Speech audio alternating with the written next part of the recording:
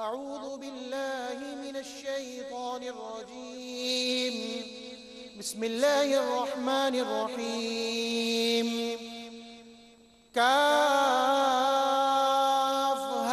يا عين صاد ذكر رحمة ربك عبده زكريا إذ نادى ربه نداء خفيا قال رب إني وهن العظم مني واشتعل الرأس شيبا ولم أكن بدعائك رب شقيا وإني خفت الموالي من ورائي وكانت امرأتي عاقرا فهب لي من لدنك وليا يرثني ويرث من آل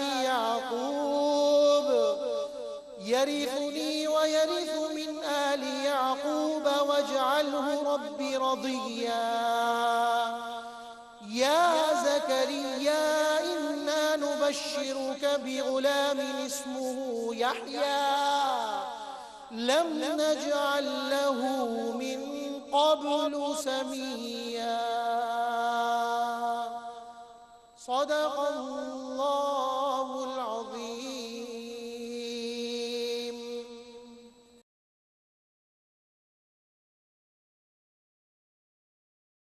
الحمد للہ رب العالمین والصلاة والسلام علی سید الانبیاء والمرسلین اما بعد اعوذ باللہ من الشیطان الرجیم بسم اللہ الرحمن الرحیم کاف ہا یا عین صاد ذکر رحمت ربک عبدہ زکریہ اذ نادى ربه نداء خفيا صدق اللہ العظیم. اللہم صلی علی محمد وعلی آل محمد وبارک وسلم. رب اشرح لي صدری ویسر لي امری واحلل عقدۃ من لسانی یفقهوا قولی واجعل لي وزیرا من اہلی آمین یا رب العالمین. ناظرین کرام السلام علیکم ورحمۃ اللہ وبرکاتہ. پروگرام بصیرت القرآن میں خوش آمدید. الحمدللہ آج پروگرام نمبر 521 آپ کی خدمت میں پیش کر رہے ہیں. انشاءاللہ آج ہم مطالعہ شروع کریں گے سورہ مریم کا اور اس کی ابتدائی 7 آیات کا مطالعہ آپ کے سامنے پیش کیا جائے گا. انہی 7 آیات کی تلاوت کے ذریعے باقاعدہ قاری سلمان صاحب نے پروگرام کا آغاز فرما دیا ہے الحمدللہ. اور روزانہ کی طرح آج بھی ہمارے ساتھ ہمارے نوجوان ساتھی اسٹوڈیوز میں موجود ہیں. آئیے ان کو خوش آمدید کہتے ہیں. السلام علیکم ورحمۃ اللہ وبرکاتہ. وعلیکم السلام ورحمۃ اللہ وبرکاتہ. خیریت سے بیٹا؟ الحمدللہ. کیسا لگا پروگرام آپ کو؟ بہت اچھا ماشاءاللہ. آج تیسرا پروگرام آپ کا ہمارے ساتھ. ٹھیک ہے, اچھا لگا آپ کو؟ بس تو دعا کیجیے اگر اللہ تعالی ہم سب کو سیکھنے سمجھنے عمل کرنے کی توفیق مزید عطا فرمائے. ناظرین کرام سب سے پہلے ہم سب کی ترغیب تشویق و یاد دہانی کے لیے نبی اکرم صلی اللہ علیہ وآلہ وسلم کا ایک مبارک فرمان پیش خدمت ہے.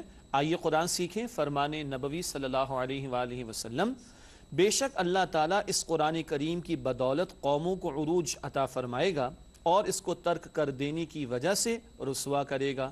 صحیح مسلم کی روایت ہے نا. قوموں کے عروج و زوال کے لیے کیا اصول بیان ہوا؟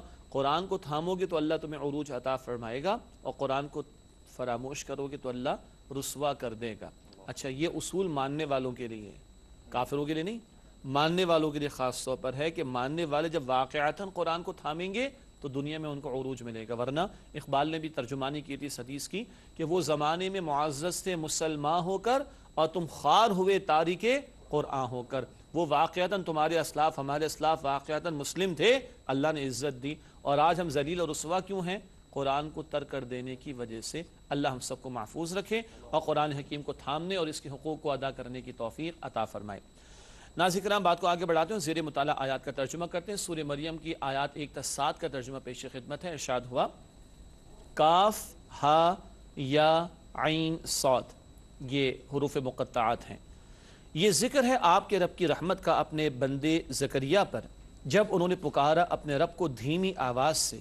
عرض کی اے میرے رب, بے شک میری ہڈیاں کمزور ہو گئی ہیں اور چمک اٹھا ہے سفید ہو کر سر بڑھاپے سے, اور میں تجھ سے مانگ کر اے میرے رب کبھی بھی نامراد نہ ہوا, اور میں ڈرتا ہوں اپنے رشتہ داروں سے اپنے بعد, اور میری بیوی بانجھ ہے, بس عطا فرما مجھے اپنے پاس سے ایک وارث جو وارث ہو میرا اور آل یعقوب کا، اور اے میرے رب اسے پسندیدہ بندہ بنا دے۔ اے زکریا بے شک ہم تمہیں بشارت دیتے ہیں ایک ایسے لڑکے کی جس کا نام یحییٰ ہوگا، اور ہم نے پیدا نہیں کیا اس سے پہلے اس کا کوئی ہم نام۔ ناظرین کرام، یہ ترجمہ سورہ مریم کی پہلی 7 آیات کا۔ آئیے ربط آیات کی طرف چلتے ہیں۔ پچھلے پروگرام میں ربط سورت کو ہم نے سمجھا تھا، اب ربط آیات۔ اس سے پہلے ہم نے سورہ کہف کی تکمیل کی تھی، اس کی آخری آیات کا موضوع اور سورہ مریم کی ابتدائی آیات کا موضوع، یہ ربط سمجھیں گے انشاءاللہ۔ ٹھیک، ربط آیات کے حوالے سے پہلی بات، سورۃ الکہف کے اختتام پر رسول اللہ صلی اللہ علیہ وآلہ وسلم سے اللہ تعالیٰ کے خطاب کا ذکر تھا۔ قل انما انا بشر مثلکم یوحی الی، اے نبی علیہ السلام فرما دیجئے میں تمہاری طرح کا انسان ہوں مگر مجھ پر وحی آتی ہے اللہ کی طرف سے۔ وہاں خطاب نبی پاک علیہ السلام سے تھا۔ اب کیا ہے؟ اب سورہ مریم کی ابتدا میں جلیل القدر انبیاء کرام میں سے حضرت زکریا علیہ السلام کا بیان ہے، اور ان کی دعا کا ذکر بھی، اور ان سے بھی اللہ کے خطاب کا ذکر آیا چاہتا ہے۔ رب سمجھ آ گیا؟ وہاں خاتم الانبیاء سے گفتگو ہے کہف کے اختتام پر، اور یہاں انبیاء میں سے زکریا علیہ السلام سے گفتگو اللہ تعالیٰ کی۔ ناظرین کرام، اس کے بعد تعارف کی طرف چلتے ہیں۔ جو باتیں تفصیل سے بعد میں بیان ہوتی ہیں تشریح میں، ان کا ایک خاکہ یا آؤٹ لائن پہلے پیش کی جاتی ہے۔ تعارف کے حوالے سے پہلی بات، حضرت زکریا علیہ السلام کی اللہ تعالیٰ کے حضور عاجزانہ التجا، بڑی خوبصورت دعا اور بڑا خوبصورت انداز التجا کا اور دعا کرنے کا۔ اگلا نقطہ تعارف کے حوالے سے، ایسا بیٹا عطا فرمانے کی درخواست کی جو دین حق کی حفاظت کرنے والا ہو۔ سبحان اللہ، پیغمبروں نے یہ بھی بتایا کہ اولاد کو مانگنا کیسے ہے اللہ سے، اور اولاد کس مقصد کے لیے مانگنی ہے، سمجھیں گے آگے انشاءاللہ۔ اگلا اور آخری نقطہ تعارف کے حوالے سے، اللہ تعالیٰ نے دعا کو قبولیت بخشی اور زکریا علیہ السلام کو یحییٰ علیہ السلام کی بشارت دی۔ یہ ذکر بھی آگے کریں گے انشاءاللہ۔ ناظرین کرام، اس کے بعد تجزیے کی طرف چلتے ہیں۔ سورہ مریم کی آیات 1 تا 7 کا تجزیہ ہر آیت کا موضوع۔ جب سورہ مریم اور سورہ کہف پر پچھلے پروگرام میں بات کی تھی تو وہ گروپس کی صورت میں آیات پر ہم نے بات کی تھی، لیکن ایک درس میں چند آیات ہوتی ہیں تو ہر آیت میں آنے والے موضوع کو بیان کیا جاتا ہے۔ سورہ مریم کی آیات 1 تا 7 کا تجزیہ، سب سے پہلے آیت نمبر 1 حروف مقطعات، اس کا ذکر آگے کر دیں گے۔ وہ حروف جن کو علیحدہ علیحدہ پڑھا جاتا ہے، یہ میں نے اس لیے کہا قطع کرنا کہتے ہیں نا، قطع کرنا کاٹنا، مراد الگ الگ کرنا۔ اگلی آیت، آیت نمبر 2، حضرت زکریا علیہ السلام پر ان کے رب کے فضل و کرم کا ذکر، اللہ تعالیٰ نے کیسے نوازا اس کا ذکر آیا چاہتا ہے، رحمت کے عطا کیے جانے کا بیان آئے گا انشاءاللہ۔ اس کے بعد سورہ مریم کی اگلی آیت، آیت نمبر 3، حضرت زکریا علیہ السلام کی دعا، پھر آیت نمبر 4 دعا میں کمزوری اور بڑھاپے کا اظہار، اور یہ عاجزانہ انداز ہے دعا کرنے کا۔ پھر آیت نمبر 5 تا 6 وارث نبوت کے لیے عاجزانہ درخواست، فکر کس بات کی ہے کہ اللہ آپ نے جو نبوت کی وراثت مجھے عطا فرمائی، آگے کوئی سنبھالنے والا نہیں ہے، یہ انداز ہے دعا کا۔ اور آخری آیت آج ہم سمجھیں گے انشاءاللہ سورہ مریم آیت نمبر 7، دعا کی قبولیت اور بیٹے کی بشارت، زکریا علیہ السلام کو یحییٰ علیہ السلام کی بشارت دی گئی ہے کہ وہ اللہ ان کو عطا فرمائیں گے، یحییٰ علیہ السلام۔ جی ناظرین کرام، الحمدللہ زیر مطالعہ آیات کا ترجمہ، ربط آیات، تعارف و تجزیے کا بیان مکمل ہوا۔ اب وقت ان آیات کی تشریح کا۔ سب سے پہلے مطالعہ شروع کرتے ہیں۔ سورہ مریم آیت نمبر 1، ارشاد ہوا کاف ہا یا عین صاد، ترجمہ اسی انداز سے ہوگا، کاف ہا یا عین صاد۔ کیوں؟ تشریح میں ہم نے لکھا ہے یہ حروف مقطعات ہیں۔ پہلی بات، قطع کرنا، علیحدہ علیحدہ پڑھنا، ان حروف کو علیحدہ علیحدہ پڑھتے ہیں۔ اللہ تعالیٰ اور اللہ کے پیغمبر علیہ السلام نے اس کی وضاحت نہیں فرمائی تو ہمیں اس کے صحیح معنی معلوم نہیں۔ اہل علم نے کچھ باتیں بیان فرمائی، مگر امت کی مجموعی رائے کیا ہے کہ ان کے اصل معنی اللہ ہی کے علم میں ہیں، اور نبی اکرم علیہ السلام نے کوئی وضاحت نہیں فرمائی ان کے بارے میں۔ ناظرین کرام، اگلی آیت ہے سورہ کہف کی آیت نمبر 2، ارشاد ہوا ذکر رحمت ربک عبدہ زکریا، ترجمہ یہ ذکر ہے آپ کے رب کی رحمت کا اپنے بندے زکریا پر۔ آیت نمبر 2 کا ترجمہ ہوا۔ تشریح کی طرف چلتے ہیں۔ ان آیات میں اللہ تعالیٰ اپنے بندے حضرت زکریا علیہ السلام پر اپنے فضل و کرم کا ذکر فرما رہا ہے اور ان کو رحمت عطا کیے جانے کا بیان ہے۔ رحمت سے مراد نبوت بھی ہے، اور رحمت سے مراد اللہ تعالیٰ کی دیگر عطا بھی جو اللہ نے زکریا علیہ السلام کو دیگر انبیاء کی طرح عطا فرمائی۔ مزید آگے لکھا ہے تشریح میں، حضرت زکریا علیہ السلام بنی اسرائیل میں عظیم مرتبے والے پیغمبر تھے، اور ان کے بیٹے آگے یحییٰ علیہ السلام وہ بھی پھر پیغمبر ہوئے ہیں۔ اگلی آیت، آیت نمبر 3 ارشاد ہوا، اذ نادا ربہ نداء خفیہ، ترجمہ جب انہوں نے پکارا اپنے رب کو دھیمی آواز سے۔ یہ ہے ترجمہ آیت نمبر 3 کا سورہ مریم کی۔ تشریح کی طرف چلتے ہیں۔ پہلی بات، حضرت زکریا علیہ السلام نے اپنے پروردگار کو تنہائی میں پکارا۔ تنہائی پہ بڑا زور ہے، ٹھیک؟ تنہائی میں کیا مقصد تھا؟ آگے لکھا ہے تنہائی میں دعا کرنے کا مقصد، پہلا مقصد اس طرح پکارنا اللہ کو زیادہ پسند ہے۔ اکیلے اکیلے تنہائی میں اللہ کو پکارنا اللہ کو زیادہ پسند، اور اللہ نے حکم دیا اس کا۔ آگے لکھا ہے اللہ تعالیٰ کو چپکے چپکے پکارنے کی تلقین، سورۃ الاعراف آیت نمبر 55، ادعوا ربکم تضرعا وخفیہ، اپنے رب کو پکارو آہو زاری کرتے ہوئے، رونا بھی ہو اس میں، اور چپکے چپکے۔ دیکھیے محفل میں مجلس میں تو سب کو رونا آ جاتا ہے، سبھی رو لیتے ہیں، ٹھیک ہے، ہو گیا، لیکن اللہ تعالیٰ چاہتے بندہ اللہ سے ڈائریکٹ ڈائلنگ بھی کرے، اللہ سے ڈائریکٹ ڈائلنگ، پرسنل ڈائلنگ۔ دیکھیے مجلس میں بیٹھے، امام صاحب نے دعا کرائی، ہو گئی دعا۔ میرے گھر میں بیٹی کی طبیعت کا مسئلہ ہے، امام صاحب دعا ہی نہیں کر رہے، ان کو کیا پتہ ہے نا؟ میرا مسئلہ ہے کہ میرا رزلٹ آنا ہے ابھی، جیسے عبد الرحیم کا بھی آنا ہے، عبد الرحمن کا بھی آنا ہے، ٹھیک ہے، ان کا مسئلہ تو یہ امام صاحب نے دعا ہی نہیں کرائی، تو وہ تو ایک اجتماعی دعا ہو گئی، مجموعی دعا ہو گئی نا۔ اصل تو یہ ان کا مسئلہ، میرا مسئلہ، آپ کا مسئلہ، وہ کب ہوگا؟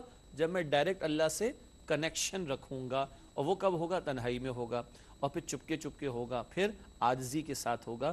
تو تنہائی کی دعا زیادہ پسندیدہ ہے، اور تنہائی میں چپکے چپکے میں اللہ کو پکارنا اللہ نے خود اس کی تلقین بھی فرمائی ہے۔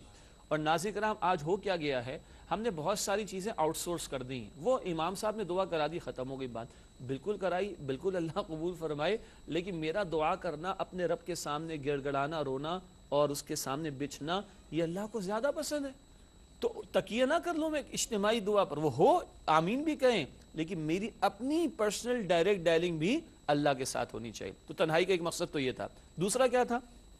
بڑھاپے میں اولاد مانگنے پر، جبکہ اولاد کے تمام ظاہری امکانات ختم ہو چکے تھے، لوگ ان کا مذاق نہ اڑائیں، اس سے کہ وہ خود بوڑھے ہو چکے ہیں اور بیوی ان کی بانجھ ہو چکی، آگے ذکر بھی آ رہا ہے ابھی مزید انشاءاللہ تعالیٰ۔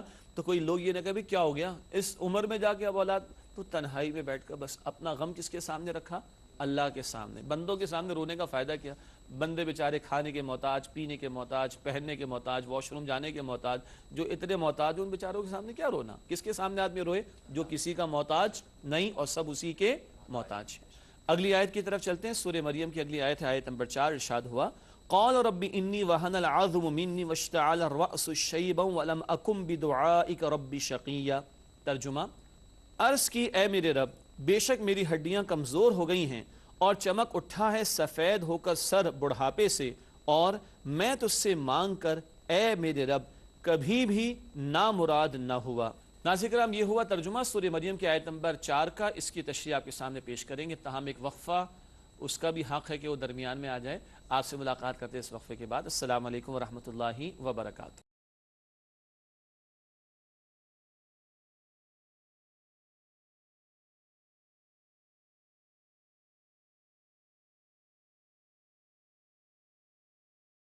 السلام علیکم ورحمۃ اللہ وبرکاتہ۔ ناظرین کرام، پروگرام بصیرت القرآن میں خوش آمدید۔ وقفے سے پہلے ہم نے سورہ مریم کی آیت نمبر 4 کا ترجمہ آپ کے سامنے پیش کیا۔ آئیے اس آیت کی تشریح کا آغاز کرتے ہیں۔ سب سے پہلی بات اس حوالے سے اسکرین پر ملاحظہ فرمائیے گا، لکھا ہے حضرت زکریا علیہ السلام کا دعا میں عجز و انکساری کا اظہار، عجز عاجزی سے اور انکساری کا اظہار، یہی بندگی کا جوہر ہے۔ کیا مطلب؟ بندے میں عاجزی ہو، بندے میں انکساری ہو، یہی بندگی کا اصل حاصل ہے۔ اور ایک اور بات، حدیث شریف میں آتا ہے کہ الدعاء هو العبادہ، الدعاء مخ العبادہ، ترمذی شریف کی روایات ہیں کہ دعا ہی عبادت ہے اور دعا ہی عبادت کا مغز اور اس کا جوہر اور اس کا حاصل ہے۔ بندگی کیا ہے؟ اپنے آپ کو چھوٹا اور اللہ ہی کو سب سے بڑا سمجھنا۔ اس چھوٹا سمجھنے کی انتہا اور بچ جانے کی انتہا وہ کہاں ہے؟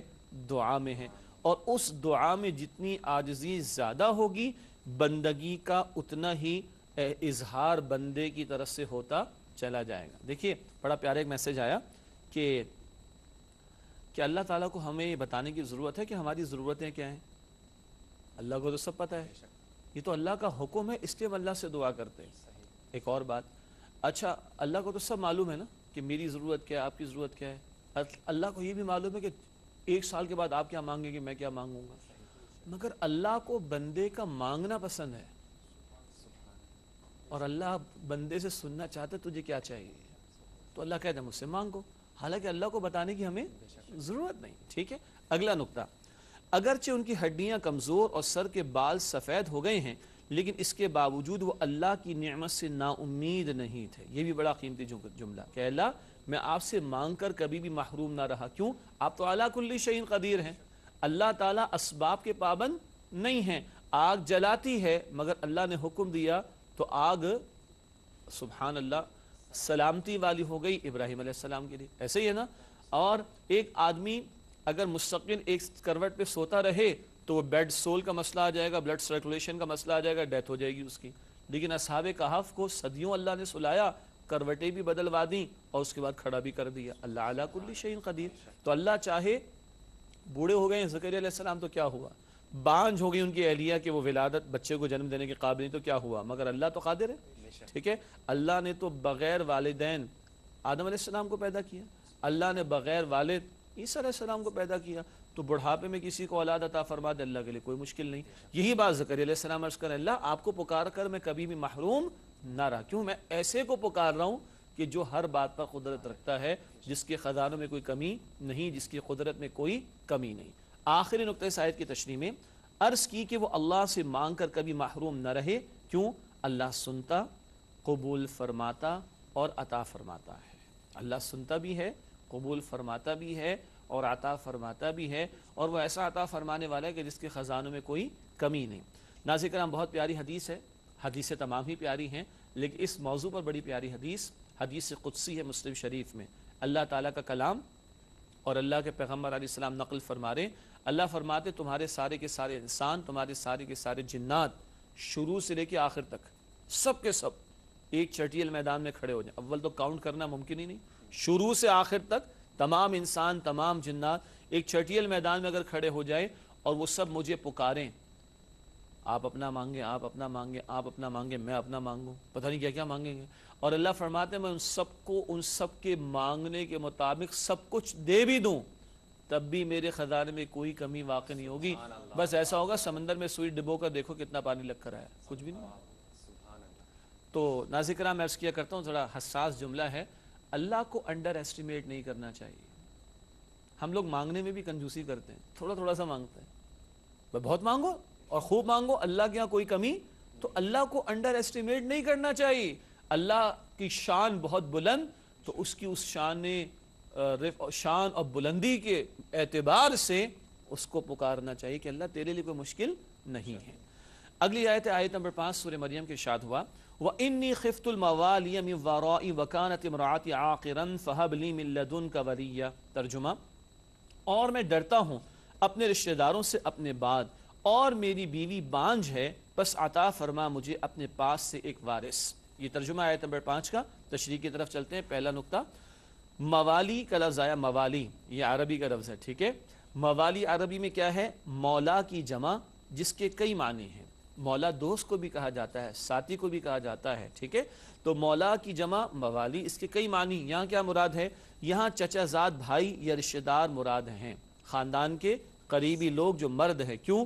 اس نبوت والی جو نعمت عطا ہوئی، اب جو یہ وراثت ہے الہامی تعلیم کی، اس کو آگے بڑھانا ہے تو کوئی مرد میسر آئے، اس طرف اشارہ بھی ہے۔ آگے لکھا ہے تمام ظاہری اسباب ختم ہو جانے کے باوجود بیٹا مانگنے کا مقصد، بیٹا کیوں مانگا پیغمبر نے؟ نمبر 1، ان کے رشتہ داروں میں ایسا کوئی نہیں تھا جو ان کے بعد خدمت دین کے کام کو جاری رکھ سکے۔ اور فکر کس بات کی ہے؟ مخلوق خدا گمراہ نہ ہو جائے۔ فکر کس بات کی؟ اتنی بڑی دولت اللہ نے دے رکھی ہے، کوئی بھی اس کا وارث نہ ہو تو کس قدر محرومی کی بات ہو جائے گی۔ ایک بات۔ اگلا نقطہ، ان کا صحیح جانشین ثابت ہو۔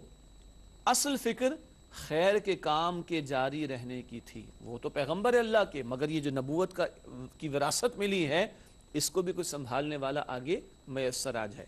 ناظرین کرام، اللہ کے پیغمبروں نے ہمیں یہ بھی سکھایا کہ اللہ سے مانگنا کیسے ہے، اور ہمیں یہ بھی سکھایا کہ اللہ سے مانگنا کیا ہے۔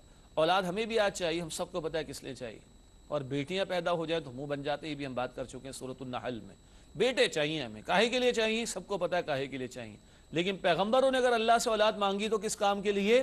خیر کے کام کو آگے بڑھانے کے لیے. جو وراثت اللہ نے نبوت کی عطا فرمائی اس کو آگے بڑھانے کے لیے, مخلوق خدا کی خدمت کے لیے, لوگوں کو ہدایت کی طرف لانے کے لیے. یہ فکر ہے پیغمبر کی, اس کے لیے پیغمبر نے اللہ سے اولاد کو مانگا ہے. اگلی آیت, آیت نمبر 6 سورہ مریم کے ارشاد ہوا یرثنی ویرث من آل یعقوب وجعلہ ربی رضیہ. ترجمہ, جو وارث ہو میرا اور آل یعقوب کا, اور اے میرے رب اسے پسندیدہ بندہ بنا دے. یہ آیت نمبر 6 کا ترجمہ ہے. تشریح کی طرف چلتے ہیں. پہلی بات اسکرین پر ملاحظہ فرمائیے گا, حضرت زکریا علیہ السلام نے ایسے بیٹے کی درخواست کی جو ان کے بعد ان کا اور حضرت یعقوب علیہ السلام کے خاندان کا وارث ہو. یعقوب علیہ السلام کا لقب تھا اسرائیل, اور بنی اسرائیل انہی کی 12 بیٹے جن میں مشہور کون ہے؟ یوسف علیہ السلام. اسی تسلسل سے معاملہ چل رہا ہے, انہی میں زکریا علیہ السلام آ گئے, اب یحییٰ علیہ السلام آ گئے. تو اللہ وہ ان کا, میرا یعنی اور یعقوب علیہ السلام کا وارث ہو جائے اور ان کے خاندان کا وارث ہو جائے کہ اس خاندان میں اللہ نے صدیوں سے نبوت کے پیغام کو جاری رکھا ہے. اگلا نقطہ, یہاں وارث سے مراد علم دین کی وراثت ہے. ہمارے وراثت کسی اور معاملے میں ہوتی ہے نا, جائیداد ہوگی, گھر ہوگا, کاروبار ہوگا, یہ ہوگا, وہ ہوگا. نہیں, یہاں وارث سے مراد علم دین کی وراثت ہے. کسی نبی کے شائن شان نہیں کہ وہ دنیاوی مال و متاع کے لیے وارث مانگے. پیغمبر دنیاوی مال و اسباب کے لیے وارث نہیں مانگیں گے, وہ وارث مانگیں گے وہ نبوت کے سلسلے اور اس کی برکات کو جاری رکھنے کے لیے. بات واضح ہو رہی ہے بیٹا؟ یہ ہے پیغمبرانہ شان. اولاد کس لیے مانگی جا رہی ہے؟ اس کام کے لیے مانگی جا رہی. آخری نقطہ اس آیت کی تشریح میں, بیٹے کا اخلاق و کردار اس قدر پاکیزہ ہو کہ وہ سب لوگوں کی نظر میں محبوب اور پسندیدہ ہو. صاحب کردار بیٹا مانگا. کیوں؟ اللہ کے ہاں قدر مال کی نہیں, دولت کی نہیں, جائیداد کی نہیں, بلکہ کردار کی ہے. چنانچہ آگے لکھا ہے معیار فضیلت تقوی ہے. سورہ حجرات کی آیت نمبر 13 میں آتا ہے ان اکرمکم عند اللہ اتقاکم. اللہ کے نگاہوں میں تم میں سب سے بڑھ کر عزت والا کون ہے؟ جو سب سے بڑھ کر اللہ کا تقوی اختیار کرے. تو اللہ اس کو پسندیدہ بنا دے, یعنی اس کا کردار اتنا عمدہ ہو کہ لوگ اس کی طرف مائل بھی ہوں, اس کی بات کو سنیں تاکہ ہدایت کا پیغام لوگوں تک پہنچتا رہے. تو پیغمبر نے صاحب کردار بیٹا اللہ سے مانگا. ناظرین کرام, یہ بڑے پیارے نقطے ہیں جو ہمارے سامنے واضح ہو رہے ہیں. آج کے مطالعے کے اعتبار سے اگلی اور آخری آیت ہے سورہ مریم کی آیت نمبر 7. ارشاد ہوا یا زکریا انا نبشرک بغلام اسمہ یحییٰ لم نجعل لہ من قبل سمیہ. ترجمہ, اے زکریا بے شک ہم تمہیں بشارت دیتے ایک ایسے لڑکے کی جس کا نام یحییٰ ہوگا, اور ہم نے پیدا نہیں کیا اس سے پہلے اس کا کوئی ہم نام. یہ آیت نمبر 7 کا ترجمہ ہوا. آئیے اس کی تشریح کی طرف چلتے ہیں. پہلی بات اسکرین پر ملاحظہ فرمائیے گا, اللہ تعالیٰ نے حضرت زکریا علیہ السلام کی پاکیزہ دعا کو شرف قبولیت بخشا. پاکیزہ دعا, بڑے مقصد کے لیے دعا مانگی, اور اولاد بھی صاحب کردار مانگی مگر بڑے مقصد کے لیے. تو اس پاکیزہ دعا کو اللہ تعالیٰ نے شرف قبولیت عطا فرمائی. اگلا نقطہ, انہیں بیٹے کی بشارت دی گئی جس کا نام یحییٰ علیہ السلام ہوگا. بشارت بھی دی اور بیٹے کا نام بھی اللہ نے خود ہی تجویز کر دیا. آگے مزید لکھا ہے حضرت یحییٰ علیہ السلام کی فضیلت 2 پہلوؤں سے بیان کی گئی. نمبر 1, ان کا نام اللہ نے خود رکھا, سبحان اللہ, ٹھیک ہے. نمبر 2, ایسا نام اور ایسی سیرت والا انسان ان سے پہلے کوئی نہیں ہوا. یہ جو ہم نام ہے نا, یہ 2 معنی میں. نام کا مطلب نام, اور ہم نام مطلب ہم وصف. ان کی سیرت جیسا کوئی بھی پہلے نہ ہوا. کس قدر پیاری دعا تھی اور کتنی بڑی قبولیت کا اظہار اللہ کی طرف سے ہو رہا ہے. یہ ہے اللہ کی عطا کا بیان ناظرین کرام جو قرآن ہمیں بتا رہا ہے. الحمدللہ آج کی زیر مطالعہ آیات کا بیان ہوا مکمل. وقت ہے سوالات کا. چلتے ہیں ہمارے ساتھیوں کی جانب, ان سے دریافت کرتے ہیں کہ آج وہ ہم سے کیا معلوم کرنا چاہتے ہیں. جی بیٹا عبدالرحیم, آپ کا سوال. حضرت میرا آپ سے یہ سوال ہے کہ آپ نے حرف مقطعات کا ذکر کیا تھا, تو ان حرف میں جاننا چاہتا ہوں کہ اللہ تعالیٰ نے ان کو آپ صلی اللہ علیہ وسلم سے خود یہ فرمایا نہ, یا ان کا کلام کیا ان حرف کے بارے میں, یا اس کی وحی حضرت جبرائیل لے کے آتے تھے؟ اور اگر حضرت جبرائیل لے کے آتے تھے تو کیا ان کو اس کے بارے میں کچھ علم تھا؟ ٹھیک ہے, ماشاءاللہ, بڑا علمی سوال ہے اور اچھا سوال ہے. پہلی بات بیٹا, پورا قرآن جبریل امین ہی لے کر آئے, اور قرآن نے فرمایا کہ فَإِنَّهُ نَزَّلَهُ عَلَىٰ قَلْبِكَ بِإِذْنِ اللَّهِ. سورہ بقرہ کی آیت نمبر 97 ہے. اللہ تعالیٰ فرماتے جبریل امین نے علیہ السلام اللہ کے حکم سے اس قرآن حکیم کو اے نبی مکرم صلی اللہ علیہ وسلم آپ کے قلب مبارک پر نازل فرمایا۔ حروف مقطعات قرآن کا حصہ ہیں، تو یہ بھی آپ کے قلب اطہر پر القاء ہوئی بات، جبریل امین لے کر آئے، ایک بات تو ہو گئی۔ دوسری بات، کیا جبریل امین کو اس کا علم تھا؟ واللہ عالم، ہمیں تو نہیں پتہ۔ تیسری بات، اس کی وضاحت کی اگر ضرورت ہوتی تو اللہ کے پیغمبر علیہ السلام وضاحت فرما دیتے، مگر اللہ کے پیغمبر علیہ السلام نے وضاحت نہیں فرمائی، تو جس بات کو اللہ کے پیغمبر علیہ السلام نے پوشیدہ رکھا، ہم بھی کیا کریں؟ ہم بھی پوشیدہ رکھیں اور آگے چلتے ہیں۔ ٹھیک ہے جی بلال بیٹا، آپ کا سوال۔ میرا سوال آپ سے یہ ہے کہ جیسا کہ آپ نے بیان فرمایا کہ قرآن کریم پر ایمان لانا، تو کوئی شخص یہ دعویٰ کرے، وہ اس چیز کا داعی ہو کہ میں قرآن پر کامل ایمان لے آیا ہوں، اور حضور علیہ الصلوۃ والسلام جو کہ صاحب قرآن ہیں ان کو چھوڑ کر صرف قرآن سے ہدایت حاصل کرنا چاہے، تو کیا یہ ممکن ہے؟ سوال ہی پیدا نہیں ہوتا۔ صحیح ہے، ایمانیات کی تو تفصیل ہے نا، اللہ پر، تمام فرشتوں پر، تمام کتابوں پر، تمام رسولوں پر، مرنے کے بعد زندگی پر، تقدیر پر، ایک تو تفصیل وہ ہے، لیکن قرآن اور صاحب قرآن یہ تو لازم و ملزوم ہے۔ بلکہ دلچسپ بات کیا ہے، صاحب قرآن کو صادق پہلے مانا ہے، پھر قرآن کو مانا ہے، کیونکہ زبان مصطفیٰ سے قرآن جاری ہوا نا، تو پہلے ان کو مانوں گا کہ سچ کہہ رہے ہیں، تب قرآن کو مانوں گا۔ تو قرآن اور صاحب قرآن تو لازم و ملزوم کی بات ہو جائے گی۔ ٹھیک ہے جی بیٹا، آپ کا سوال بیٹا عبدالرحمن۔ میرا سوال حضرت آپ سے یہ ہے کہ ویسے تو ہر شخص کا اپنا اپنا انداز ہے دعا کرنے کا، لیکن اس قرآنی آیت سے اور اس صورت سے ہمیں اس بات کی وضاحت ہوئی اور تاکید ہوئی کہ دعا میں ہمیں کس طریقے کا عاجزانہ انداز اپنانا چاہیے۔ تو قرآنی آیت اور احادیث کے 2-3 ایسے اور حوالے دے دیتے جس سے ہماری رہنمائی ہو جائے کہ ہم بہتر طریقے سے اللہ تعالیٰ سے دعا کر سکیں۔ ماشاءاللہ، پہلی بات تو اسی مقام پر آیا کہ حضرت زکریا علیہ السلام نے کیا عرض کی، وَلَمْ أَكُمْ بِدُعَائِكَ رَبِّ شَقِيًّا، اے میرے رب آپ سے مانگ کر میں کبھی بھی محروم نہ رہا۔ سورہ مریم کا مطالعہ آگے بڑھے گا تو یہی انداز الفاظ کا ہم ابراہیم علیہ السلام کے واقعے میں پڑھیں گے۔ انہوں نے بھی یہ بات کہی کم و بیش کہ اللہ آپ سے مانگ کر میں کبھی بھی محروم نہ رہا۔ پھر اللہ تعالیٰ قرآن میں فرماتے ہیں سورہ البقرہ کی آیت نمبر 186 میں، وَإِذَا سَأَلَكَ عِبَادِي عَنِّي فَإِنِّي قَرِيبٌ أُجِيبُ دَعْوَةَ الدَّاعِ إِذَا دَعَانِ۔ اللہ گارنٹی دیتے ہیں، اے میرے نبی صلی اللہ علیہ وسلم، جب میرے بندے آپ سے میرے بارے میں سوال کریں تو بے شک میں قریب ہوں، اور جب دعا کرنے والا مجھ سے دعا کرے گا میں اس کی دعا قبول کروں گا۔ جب اتنا اللہ تعالیٰ نے یقین سے واضح بیان فرما دیا تو مجھے اور آپ کو اتنے ہی یقین سے دعا بھی کرنی چاہیے۔ البتہ البقرہ کی 186 آیت نمبر میں آگے یہ بھی ہے، فَلْيَسْتَجِيبُوا لِي، اللہ فرماتے ہیں ان کو بھی تو چاہیے میری بات مانیں، وَلْيُؤْمِنُوا بِي، اور مجھ پر ایمان رکھیں، لَعَلَّهُمْ يَرْشُدُونَ، تاکہ وہ ہدایت پا جائیں۔ اسی طرح اللہ تعالیٰ قرآن حکیم میں فرماتے ہیں کہ اِنَّهُ عَلِيمٌ بِذَاتِ الصُّدُورِ، اللہ تو سینوں کے رازوں سے بھی واقف ہیں۔ تو کبھی کبھی دعا زبان پر بعد میں آتی ہے، دل میں پہلے ہوتی ہے، اور جب دعا دل سے ہو اور 2 آنسوؤں کے قطروں کا تڑکا بھی لگ جائے تو بخدا ہاتھ بعد میں اٹھیں گے اور دعا پہلے قبول ہو جائے گی۔ اس یقین کے ساتھ مانگنی چاہیے۔